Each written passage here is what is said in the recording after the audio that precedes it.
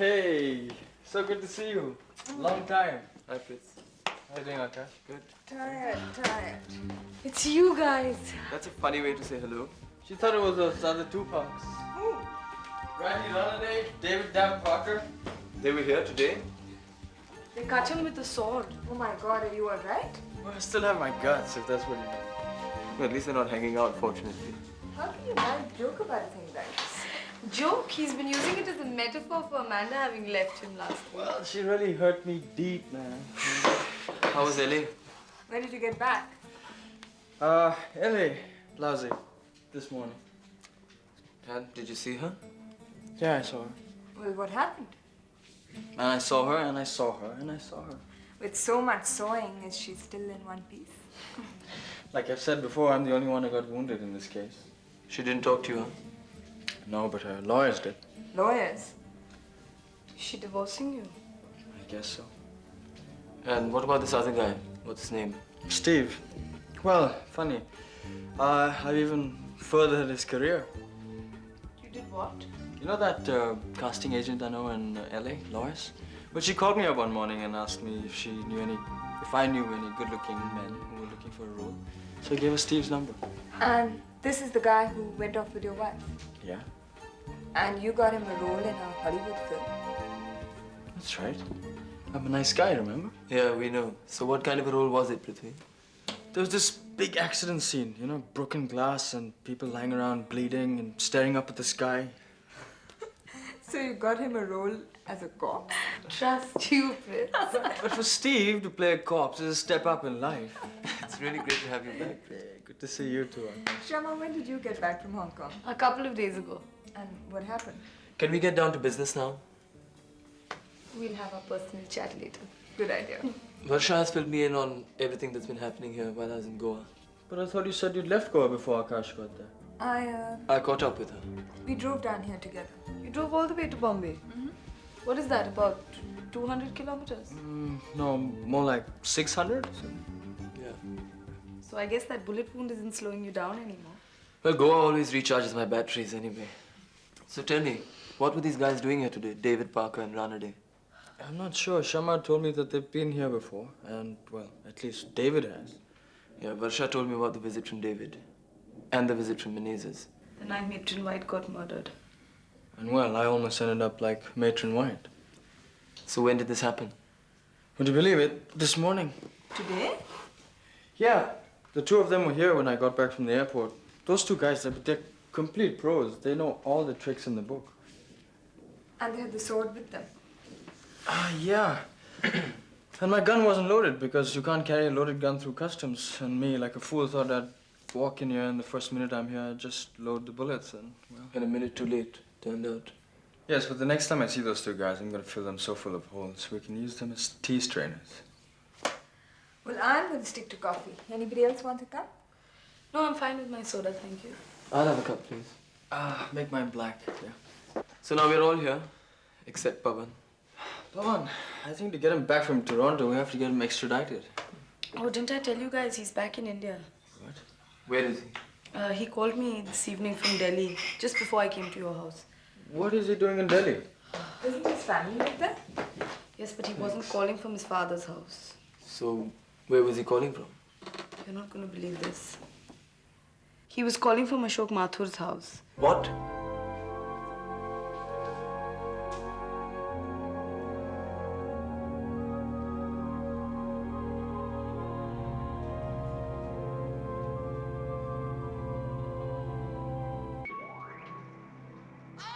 Pavan, is everything all right?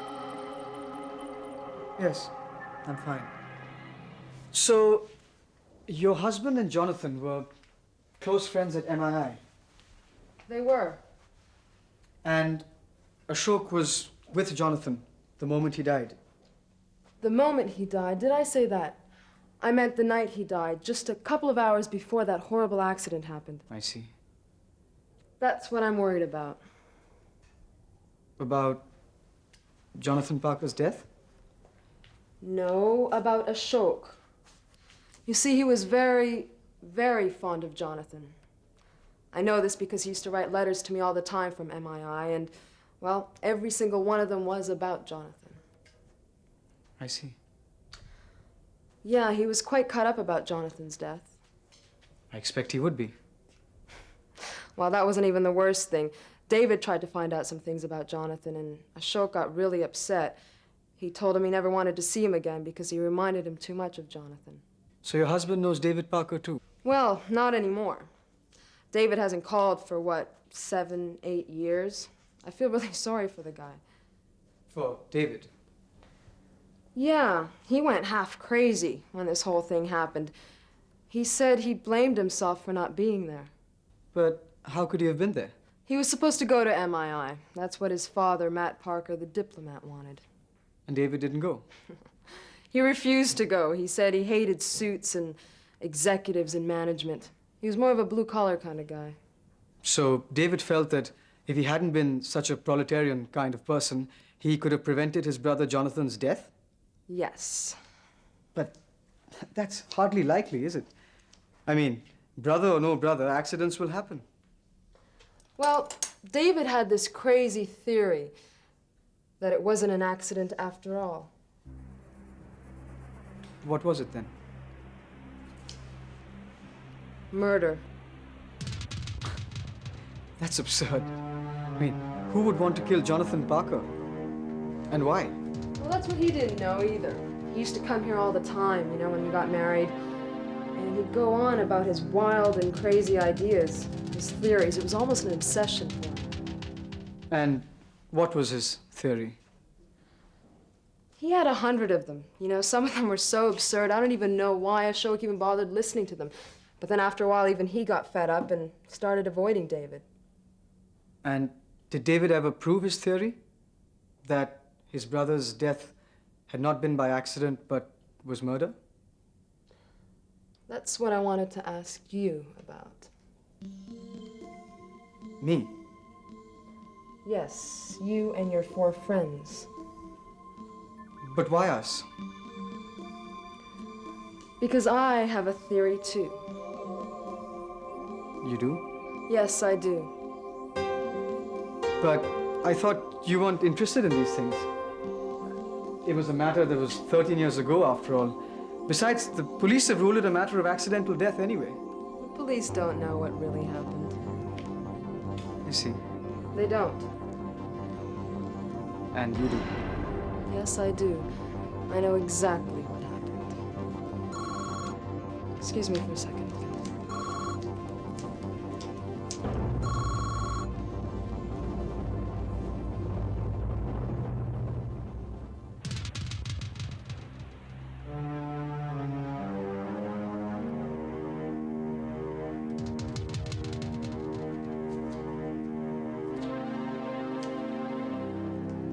Into the tiger's den.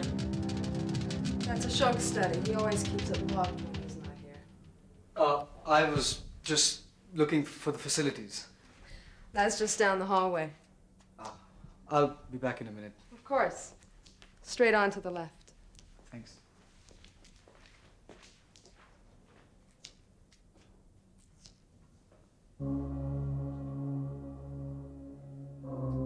So what is Pavan doing in Ashok Mathur's house? I don't know. He said he couldn't talk much. But he must have said something. Well, he said that he met Ashok Mathur's wife in Toronto and that they came back together on the same flight. Sounds very nice and cozy. I'd love to know what Pavan was doing in Toronto with Ashok Mathur's wife. He's probably trying to find out why Ashok Mathur's name keeps cropping up in our lives. That's something I'd like to find out too. Didn't your father mention something about Mathur, that he and your brother Piyush... Or involved in some kind of shady deal. But that's exactly what I confronted Piyush with, and he did not admit a thing. So what did you find out from the meeting? Tell him. Well, I leaned on him really hard, but he did not say too much. But I know for a fact that he's involved with Ranaday, and that he was the one that hired the bastard in the first place. How can you be so sure? I took my dad's suggestion, and I asked Krishna, that's Piyush's secretary, to record some of Piyush's telephone conversations. And well, Krishna wound up dead. Yeah, Varsha told me that. So I had this other bright idea. I called Piyush, pretending I was Ranaday, and you won't believe this. He pretended like he didn't know who Ranaday was. No. He fell for it. That's great, Prithvi. Thanks, pal. And didn't you follow him the other night to the bar? Pulp Fiction. Only I didn't have any backup, so I don't know who we met that evening. But at least now we know there's a direct link between your brother and Ranade. But wait, that's not all. I haven't told you about what happened this morning here. The sword play. That's right. David Parker's a real maniac. Remember how he came on to you? About what happened at the hospital? Yeah, he's completely insane. You told me you didn't know who the man in the hospital was. Yes, But you knew all along it was David Parker. yes. You lied to me, Varsha. I didn't lie to you. But I asked you point blank who the man was who tried to kill me. And I didn't say it was David Parker. But I didn't lie to you. I would never lie to you, Aakash. Look, is there something wrong here? Can we talk about this later? Please?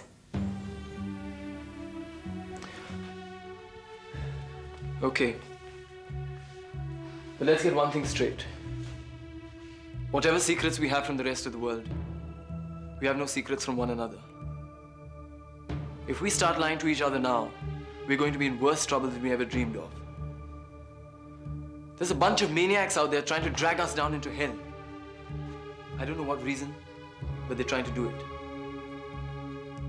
And we're not going to let them. That's more like the Aakash we used to know. So now let's cut the games people play bullshit and try and work together like the team we once were. And will be again. The A-team. Aakash's people. Absolutely. So what are you thinking about now? I was just remembering that old verse. You still remember that? I remember everything. Earth, wind, rain, fire. Wealth, power, blood, desire. One goal to live for before we die. One taste of glory. One mouthful of sky.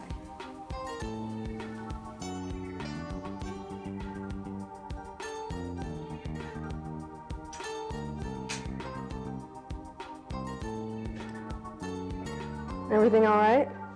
Yes. It's fine. I have an open ticket to Bombay. I know, I was with you, remember, at the counter in Toronto when you bought it? Yes. I'm going to use it. What about our conversation? Continue it some other time.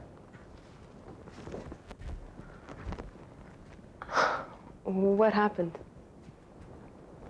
Nothing. My friends are waiting for me. They mean a lot to you, these friends. Yes. For a long time, I thought it was adolescent bonding, something like that. But now, I'm not so sure. Well, you know what they say, you never really do make friends like you did as a child. Management college, we were hardly children. Tanaz, thank you.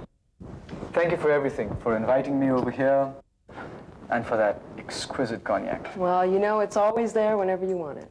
Thanks, but I do want to catch that flight.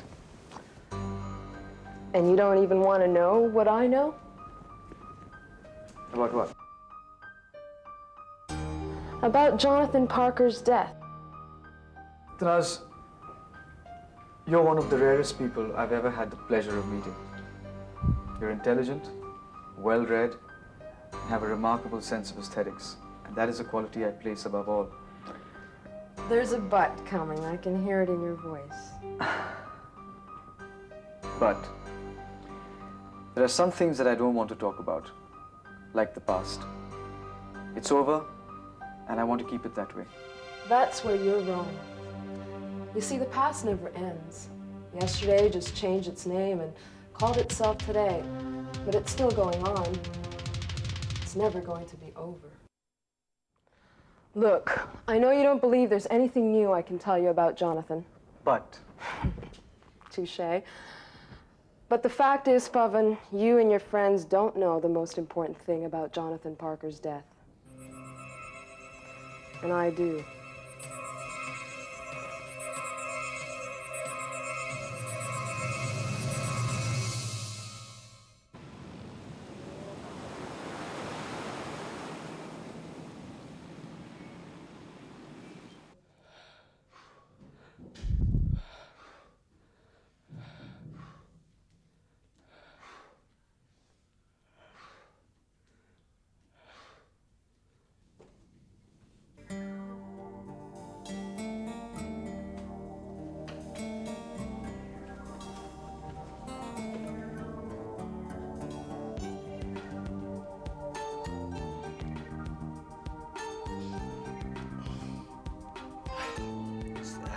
your wake-up call.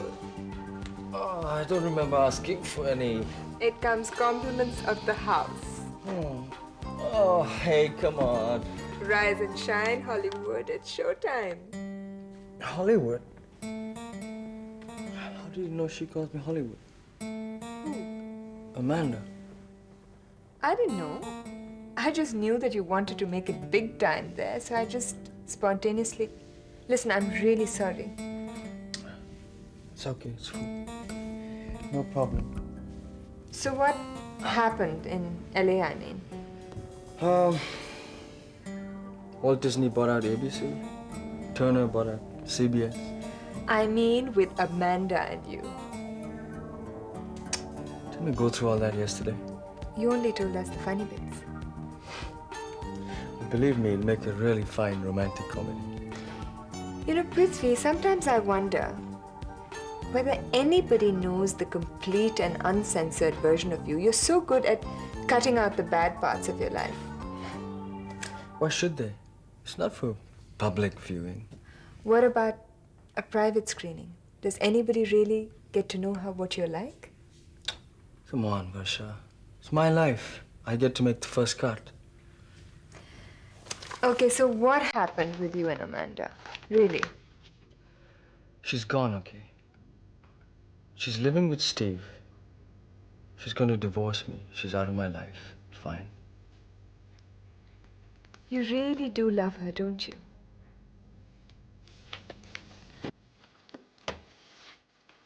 And you realized this only when she decided to walk out of that door.